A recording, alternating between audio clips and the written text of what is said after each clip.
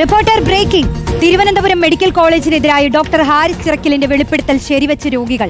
കാലൊടിഞ്ഞ വയോധികയ്ക്ക് ശസ്ത്രക്രിയയ്ക്കായി 85,000 രൂപയാണ് ചെലവായത്.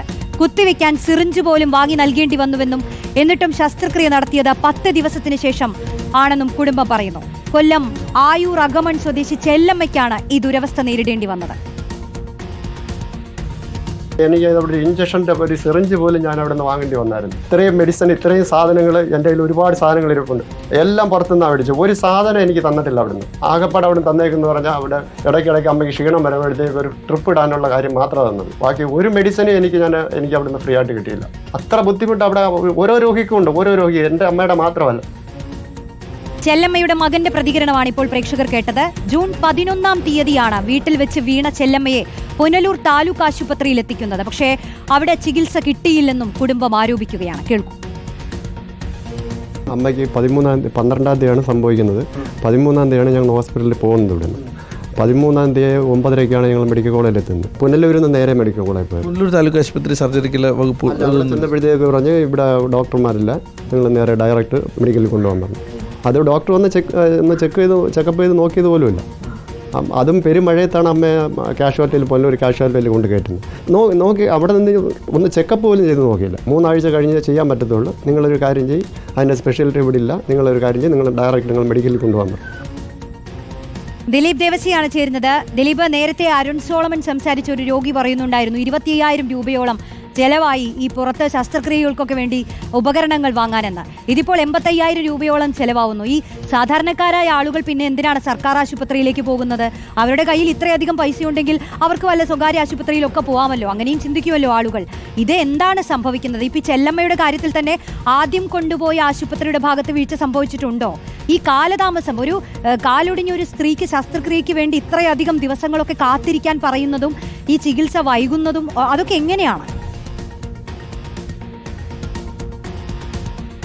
റോഷ്നി, ഗതികേട് കൊണ്ടാണ് ഓരോരുത്തരും ഈ സർക്കാർ ആശുപത്രികളെ ആശ്രയിക്കേണ്ടി വരുന്നത്. ഇപ്പോൾ നമ്മൾ കണ്ട ചെല്ലമ്മയുടെ മകൻ ബാബുവിന് കിണറുപണിയാണ്.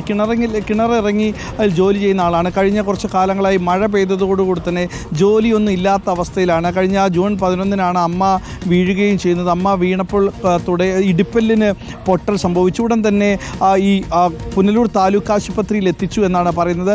താലൂക്ക് ആശുപത്രിയിൽ എത്തിക്കുന്ന ആ സമയത്ത് അവിടെ നിന്ന് പറഞ്ഞിരിക്കുന്നത് 2 ആഴ്ച കഴിഞ്ഞിട്ട് വരാനാണ്. അതുവരെ വീട്ടിൽ റെസ്റ്റ് ചെയ്യണമെന്ന് പറഞ്ഞത്. അതായത് ഇടുപ്പലിന് പൊട്ടിയ ഒരു 85 വയസ്സുകാരി ഈ വേദനയും സഹിച്ചുകൊണ്ട് 2 ആഴ്ച വീട്ടിലിരിക്കേണ്ട അവസ്ഥ നമുക്ക് ചിന്തിക്കാൻ പോലും പറ്റില്ല. അങ്ങനെയാണ് മടക്കി വിട്ടത്.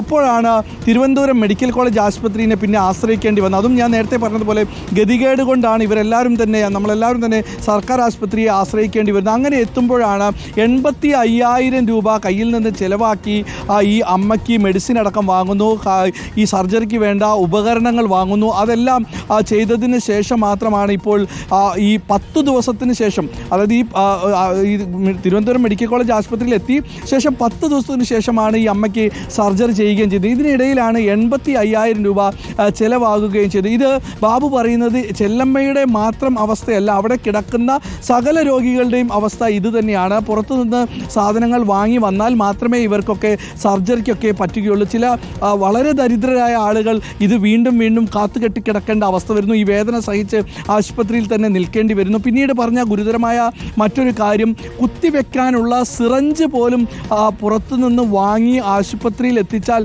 മാത്രമേ മരുന്ന് കുത്തിവെക്കാൻ സാധിക്കുകയുള്ളൂ എന്നുള്ളത് തന്നെയാണ്. നേരത്തെ ഡോക്ടർ ഹാരിസ് പറഞ്ഞതിന് അതിനെ അനുകൂലിച്ചുകൊണ്ട്, അല്ലെങ്കിൽ അത് ശരിയാണെന്ന് വെക്കുന്ന തരത്തിലാണ് ആശുപത്രിയിലെ രോഗികളും ഇപ്പോൾ തന്നെ പറയുന്നത്. തനിക്ക് പണം നൽകുകയാണെങ്കിൽ അതിന് കൃത്യമായ ചികിത്സ പോലും ലഭ്യമാകുന്നില്ല എന്നുള്ളതാണ് ഇവിടെ നിന്ന് പറയുന്നത്. 85,000 രൂപ മുടക്കിക്കൊണ്ട് 10 ദിവസത്തിന് ശേഷം സർജറി വരുന്ന ആ അമ്മ പറയുന്നത്, അമ്മയ്ക്ക് ഇല്ലാത്ത പണം ചെലവഴിച്ചുകൊണ്ട് കടം വാങ്ങി പലിശയ്ക്ക് വാങ്ങിയിട്ടാണ് അമ്മയെ ചികിത്സിക്കാൻ ഈ മകൻ തയ്യാറാകുകയും ചെയ്യുന്നത്. ജോലി പോലുമില്ല. മഴ പെയ്ത സാഹചര്യത്തിൽ കിണർ പണി നടക്കുന്നില്ല. ഈ സാഹചര്യത്തിൽ അമ്മയുടെ ചികിത്സ അടിയന്തരമായി നടത്തണമെന്നുള്ളതുകൊണ്ട് കടം വാങ്ങി നടത്തിയതാണ്. 85,000 രൂപയാണ് ഇപ്പോൾ സർക്കാർ ആശുപത്രിയിൽ നിന്ന് ഈ അമ്മയുടെ സർജറിക്ക് വേണ്ടി ചിലവായത്. അതും പുറത്തുനിന്ന് ഡോക്ടർ പറഞ്ഞ മെഡിക്കൽ ഷോപ്പിൽ നിന്ന് തന്നെ മരുന്ന് വാങ്ങി കൊണ്ടുവന്ന് കൊടുത്തതിന് ശേഷമാണ് സർജറി അടക്കം നടക്കുകയും ചെയ്തത്. എന്തായാലും ഇപ്പോൾ ഒരു സാധാരണക്കാരന് പോലും ജീവിക്കാൻ പറ്റാത്ത അവസ്ഥ, അല്ലെങ്കിൽ പരിക്ക് പറ്റി കഴിഞ്ഞാൽ സാധാരണക്കാരൻ്റെ ആശുപത്രിയായ സർക്കാർ ആശുപത്രിയിൽ പോലും വലിയ തുക ചെലവഴിക്കേണ്ട ഒരു അവസ്ഥയിലേക്ക് കാര്യങ്ങൾ എത്തി എന്നുള്ളതാണ് ഈ വെളിപ്പെടുത്തലിലൂടെ നമുക്ക് പറയാനുള്ളത്. റോഷ്നി.